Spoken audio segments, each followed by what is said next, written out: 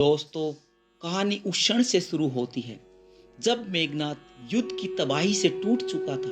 एक ऐसे रहस्य को लेकर वह कांप रहा था जो वह किसी से कह नहीं सकता सिवाय अपने दादाजी सोनाली के। सोनाली ने कहा, तुम्हारी चाल में कंपन है मेघनाथ। राक्षस कुल के सिंह ऐसे नहीं कांपते। क्या बोझ है जो कंधे झुका रहे हो? मेघनाथ ने कहा, नाना जी, बोझ नहीं, आग है जो अंदर जल रही है, और यही आग किसी को भी जला सकती है, पूरी लंका भी। सोनाली ने कहा, तो फिर कह डालो, आग को दबाने से वह दावानल बन जाती है। मेघनाथ ने कहा, कह दूं, क्या आप सहन कर सकोगे? यह रहस्य यदि रावण पिता जान जाए तो शायद मेरा शीश ही नहीं, लंका का अस्तित्व भी खतरे में पड़ सकता है। सोनाली ने कहा, मेरे बाल सफेद यूं ही नहीं हुए हैं। पुत्र, कहो, क्या छिपा रहे हो? मेघनाथ ने कहा, नाना जी, वह रहस्य मेरी उत्पत्ति का है। सोनाली ने कहा, उत्पत्ति?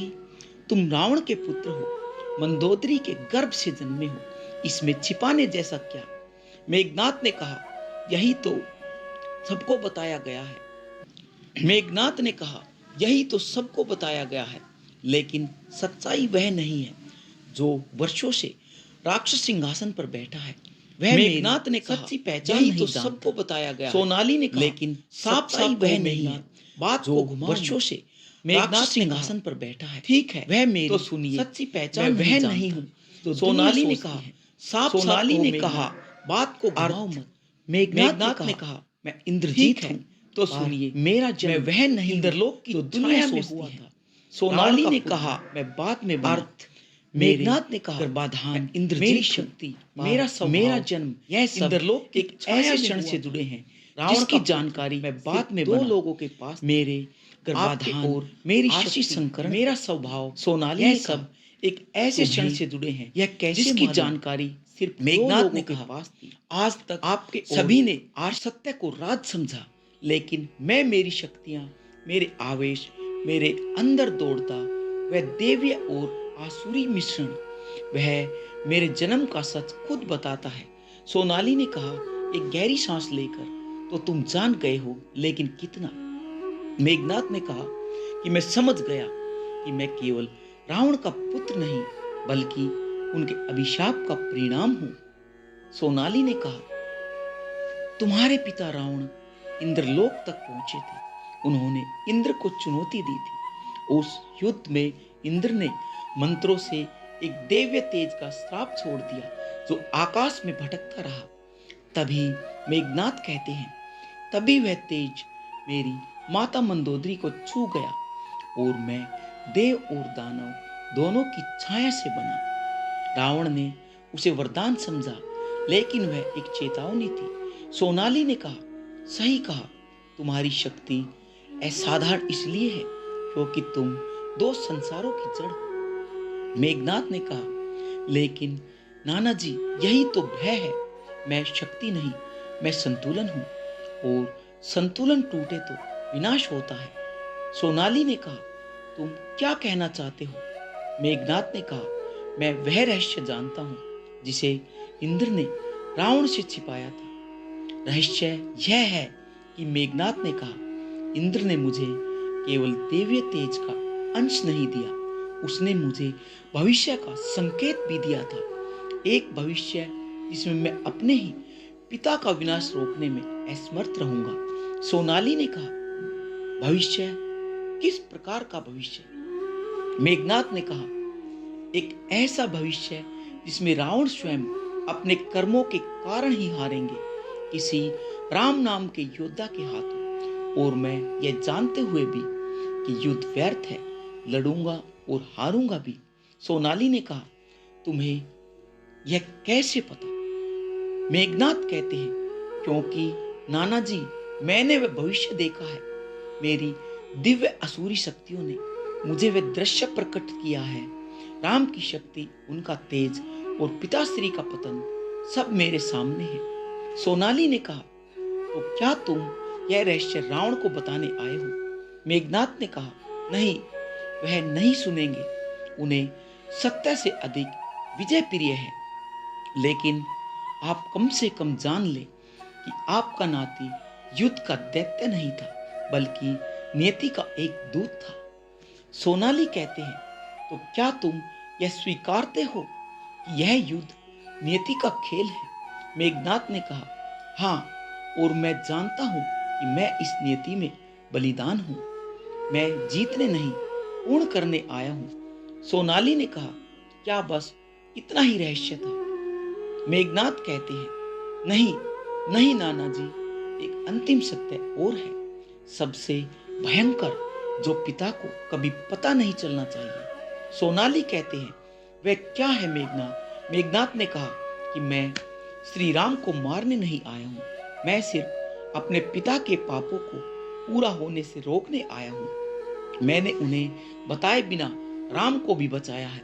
सोनाली ने कहा, हैरान होकर, तुमने राम की रक्षा की? क्यों? क्यों मेघनाथ? मेघनाथ ने कहा, क्योंकि वह इस युद्ध के अंत में लंका को बचाने वाले एकमात्र व्यक्ति होंगे। मैंने भविष्य में देखा था, रावण के बाद जो बचेगा वह राम की कृपा से बचेगा, अन्यथा यह लंका धूल हो जाएगी। सोनाली कहते हैं, मेरे नाती, यह बात किसी और को न बताना, न रावण को, न मंदोदरी को, क्योंकि सत्य जितना महान है उतना ही भस्म कर देने वाला भी।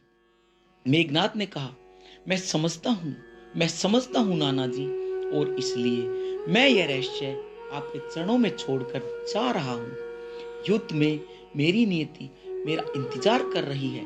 मेघनाथ ने कहा, नाना जी, यदि मैं गिर जाऊं तो रोना मत, क्योंकि मेरा जन्म रावण का पुत्र होने के लिए नहीं, बल्कि नियति को पूरा करने के लिए हुआ है। सोनाली कहते हैं, तुम्हारे शब्द अभी भी मेरे कानों में गूंज रहे हैं पुत्र। मेघनाथ, तुम कह कर गए कि तुम नियति को पूरा करने आए हो, लेकिन क्या नियति को बदला नहीं जा सकता? मेघनाथ कहते हैं, नियति बदली जा सकती है नाना श्री, लेकिन सिर्फ वही बदल पाता है जो अपने अहंकार से मुक्त हो। और पिता अंदर से टूटे हुए हैं, लेकिन अपने सिंहासन को थामे खड़े हैं। अहंकार उन्हें सत्य से दूर रखता है।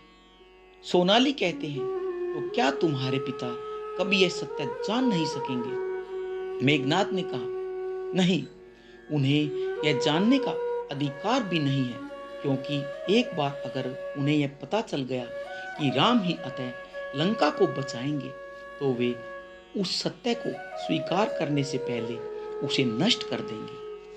सोनाली कहते हैं, रावण ऐसा क्यों करेगा?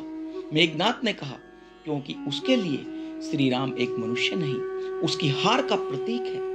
वह सत्य को स्वीकार कर ले, यह संभव ही नहीं, और मैं तो अपने पिता को टूटते हुए देख ही नहीं सकता। सोनाली कहते हैं, फिर तुम श्री राम की रक्षा क्यों कर रहे हो?